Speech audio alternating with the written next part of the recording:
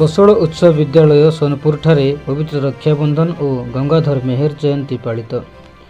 सुवर्णपुर जिला पट्टाभाड़ी ठारे गढ़ी उठी आध्यात्मिक शिक्षानुष्ठान रे पवित्र रक्षाबंधन और स्वभाव कवि गंगाधर मेहर जयंती कार्यक्रम पालित हो जाइए।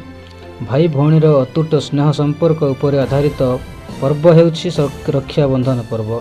एही पर्व रे भौणी माने भाईर शुभ मनासी भगवान पाखरे प्रार्थना पूर्वक भाई हाथ में राखी बांधि थांती।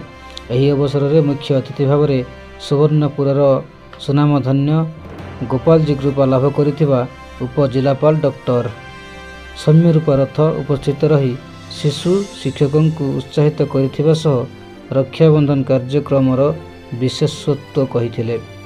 श्रीजुक्त पीताम्बर महापात्र सम्मानित अतिथि भाव में जोगदेवा सहित सह प्रधान आचार्य सुश्री स्मृता राणी नायक मंच परिचालना करने पूर्वक स्वभाव कवि गंगाधर मेहरंक विषय विस्मृत आलोचना करथिले।